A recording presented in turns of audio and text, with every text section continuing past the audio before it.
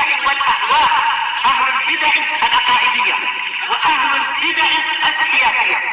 نقول بيننا وبينكم السلف، بيننا وبينكم الكتب، كان فيقول البدع بيننا وبينكم. Bismillahirrahmanirrahim. Alhamdulillah. Wassalatu wassalamu ala Rasulillah wa ala alihi washabbihi wa ba'd. Kita meneruskan bacaan kitab Bulughul Maram yang ditulis oleh Al-Hafidz Ibnu Hajar Al-Asqalani rahimahullah taala.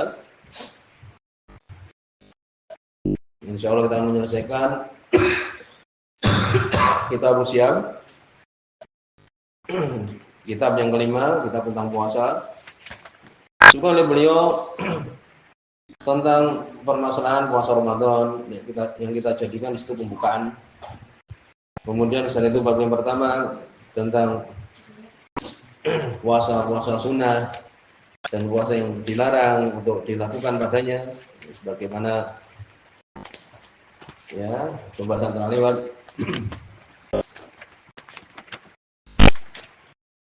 Ini bab saum at-tatawwu wa ma nuhiya an saumihi. Bab puasa sunnah tatawwu dan apa yang dilarang dari puasanya.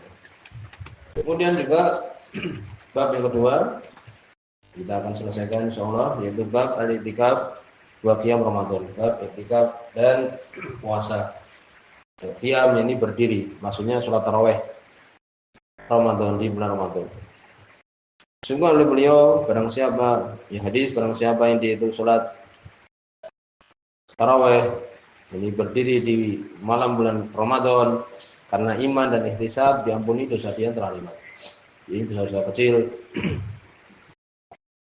Nabi SAW beliau bersemangat di 10 hari yang terakhir membangunkan keluarganya, menjauhi perempuan. Demikian yang disebutkan bahwa Nabi SAW beliau senantiasa iktikaf di 10 hari yang terakhir. Pernah beliau tidak melakukannya, kemudian beliau menggantinya di bulan Syawal. Kemudian juga hendaknya orang yang itu ingin iktikaf masuk tanggal 21 ya, setelah sholat maghrib. Kemudian keluarnya adalah ketika selesai bulan Ramadan.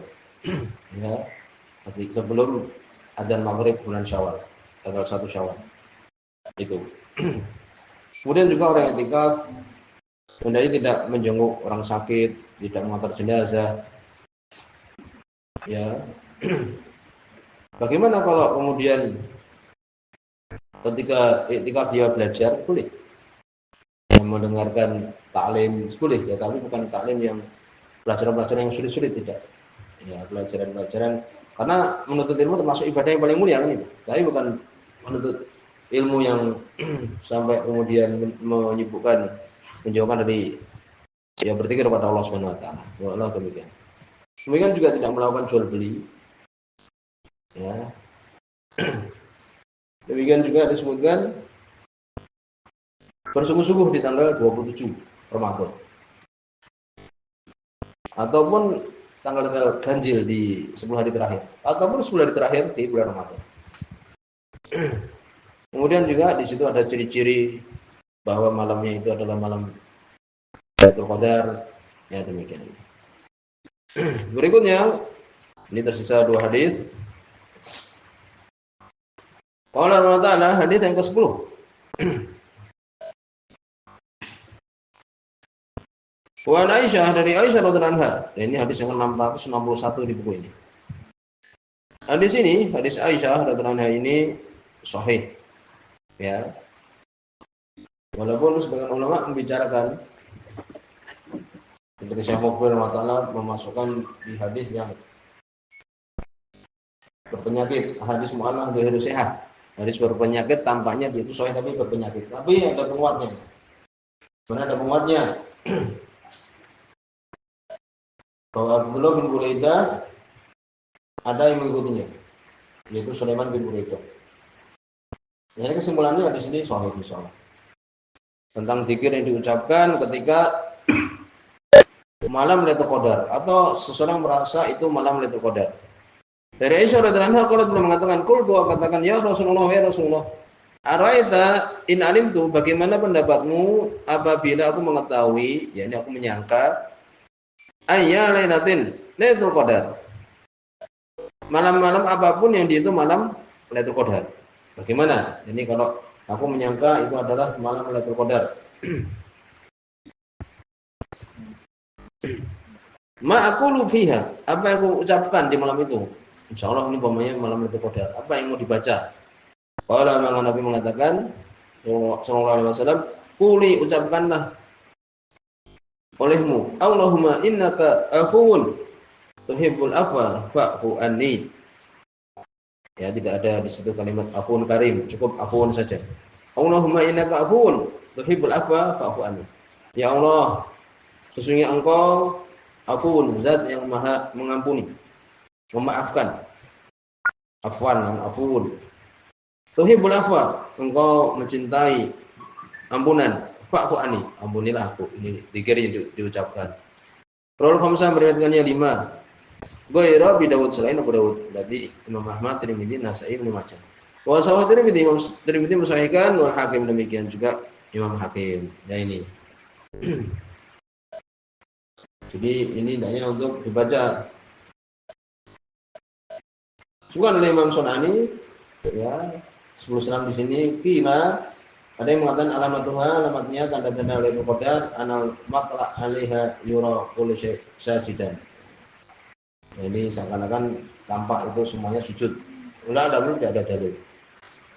Sudah cukup apa yang sudah kita sebutkan tentang ciri-ciri Lailatul Qadar. Alam di sini ada beberapa hadis, ya. Ini zikir yang dibaca ya. Allahumma innaka afuwun tuhibbul afwa fa'fu anni. Itu tidak ada tambahan karim ya.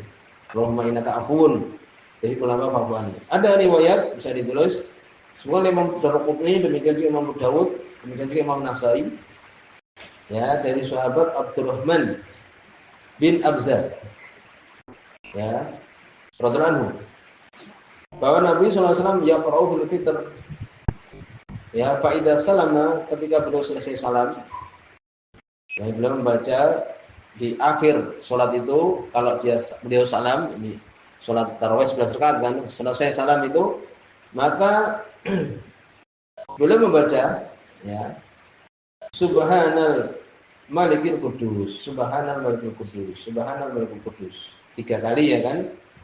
Ya, fisalisah yang ketiga dikeraskan. Ini Subhanal Malikil Qudus, Subhanal Malikil Qudus, kemudian Subhanal Malikil Qudus. Itu dikeraskan yang ketiga. Dan ditambahkan, ya, Rabbul Malaikati waruh. Ya, atau Rabbil Malaikati waruh. Rabbnya para malaikat dan ruh. Ini malaikat Jibril. Ini. Ya, di akhirnya tambahkan ini. Jadi Subhanal Malikil Qudus, Subhanal Malikil Qudus, Subhanal Malikil Qudus, Rabbil Malaikati waruh. Itu zikirnya. Sahih masalah ini. Ya. Ini di antara zikirnya. Kemudian berikutnya, jadi menunjukkan bahwa doa ini adalah istihbab diucapkan, ya, yang Nabi mengajari Aisyah istri beliau radhiyallahu anha. Berbanyak doa-doa juga selain doa-doa tadi, ya, yang datang baik dari Al-Qur'an demikian juga yang dari hadis. Adapun kalau ketika sholat, maka hendaknya tidak membaca doa yang dari Al-Qur'an ketika sujud. Ketika sujud tidak membaca doa yang dari Al-Qur'an karena kita dilarang ketika sujud membaca Al-Qur'an. Nah, itu jelas. Juga hendaknya ketika sholat tidak membaca dengan bahasa Indonesia. Ya, karena berbicara dengan bacaan bukan bahasa Indonesia, ini berbicara dengan bacaan yang bukan dari zikir-zikir, ya. Ini bisa terjatuh kepada pembatal sholat. Ya. Jadi hendaknya kita berdoa dengan bahasa Arab. Diusahakan. Ya itu. Walaupun memang terjadi perselisihan di antara para ulama ketika sujud membaca dengan bahasa Indonesia, umumnya lebih bagus tinggalkan dengan bahasa Arab dan bukan Al-Qur'an. Ya itu ya. Kemudian berikutnya hadis yang terakhir, hadis yang ke-11, yaitu hadis ke-662. Qala Rasulullah wa Nabi Sa'id Al-Khudri, dari sahabat Abu Sa'id Al-Khudri radhiyallahu anhu, hadis Bukhari Muslim ini. Allah beliau mengatakan, larangan seorang safar selain 3 masjid. Ya. untuk niat ibadah. Dari Abu Sa'id Al-Khudri radhiyallahu anhu qala beliau mengatakan kalau Rasulullah berkata Rasulullah sallallahu alaihi wasallam la tushaddu rihal, tidak ditarik tali kekang. Ya. Ila salah satu masjid, kecuali kepada 3 masjid. Rahal ini tali kekang untuk ba'ir, untuk onta. Sebagaimana sarj ini tali kekang untuk kuda. Gitu. Jadi ditarik dia supaya kencang. Ini adalah kinayah ungkapan menunjukkan safar. Kan gitu. Kemudian dia mengatakan tidak boleh safar tentu saja untuk ibadah kecuali 3 masjid. Yang pertama al-Masjidil Haram. Masjidil Haram ini yang ada di Mekah, wa masjidi hadza, dan masjidku ini, yakni Masjid Nabawi. Wal Masjid Al-Aqsa, dan Masjid Al-Aqsa yang ada di Palestina sekarang. Ya, ada di Syam, Palestina. Katakan Aqsa ini jauh. Betul dari hadis Bukhari Muslim. Ya, demikian. Semua para ulama diambil dari faedah hadis ini, keutamaan 3 masjid ini, dan disyariatkan safar kepadanya lil ibadah, untuk ibadah. Min sholat, dari sholat, wa itikaf, dan itikaf. Adapun hadis ya tidak ada itikaf kecuali di masjid yang 3 itu adalah ucapan Hudzaifah radhiyallahu anhu. Ataupun kalaupun saya dikatakan tidak itikaf yang paling afdol, tidak ada itikaf yang lebih afdol dari 3 masjid itu, kan itu. Ya, bukan berarti masjid itu tidak boleh, tidak, sama sekali tidak. Jadi di sini sebutkan keutamaan 3 masjid ini. Yaitu untuk ibadah seperti sholat, itikaf dan selainnya. Semuanya penjelasan Ibnu Taimiyah rahimahullah. Kemudian disebutkan safar ila ghairiha minal masajid. Safar kepada selain ya masjid 3 ini. Sebagaimana Al-Imam Ibnu Abdul Hadi Bisarul Munqi, hadis ini buku yang terkenal yang membantah orang-orang Sufiyah ini. Kalau safar min baladin ila balad, kalau seorang safar dari satu negeri ke negeri yang lain. Seperti dari Damaskus menuju Mesir. Karena ingin masjidnya. Kita mau ke Masjid Demak, safar Masjid Demak, Masjid Sunan Kalijogo umpamanya. Atau Masjid Sunan Ampel di Surabaya umpamanya. Ya. Seperti ini, lam yakun hadza masyru'an, tidak disyariatkan. Bid'ah ini. Ittifaq a'immah arba'ah. Sepakat imam yang 4, Imam Syafi'i, Abu Hanifah, Imam Malik, Imam Ahmad, semua yang mengatakan tidak boleh, tidak disyariatkan. Lihat ini, ya. Itu. Demikian juga ulama yang lain. Paham ya? Ini termasuk apa? Termasuk tidak disyariatkan, termasuk bid'ah. Kita niat dari Semarang umpamanya ke Surabaya mendatangi Masjid Ampel umpamanya bid'ah. Selesai. Bisa dilihat di Sahih Mungkin halaman 32. Kemudian bagaimana selesai ya ini ya? Berarti inilah Ibnu Taimiyah rahimahullah dengan fatwa itu beliau diseret di Damaskus, diseret, disiksa karena fatwa ini. Pertahanan kebenaran. Karena itu. Yang kedua karena beliau mengatakan talak 3 itu dihitung 1. Itu beliau disiksa gara-gara itu juga. Kemudian bagaimana nazar untuk mendatangi masjid-masjid 3 ini? Boleh. Kita nazar ingin mendatangi Masjid Al-Aqsa, ya. Tapi kita mendatangi Masjid Nabawi boleh, ya. Sebagaimana ya waktu itu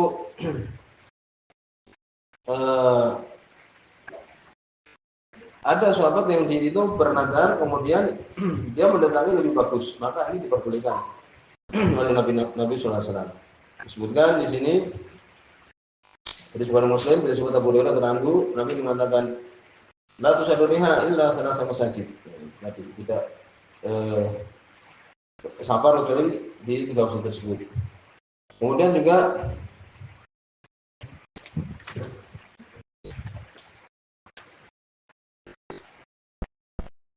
ya disebutkan di sini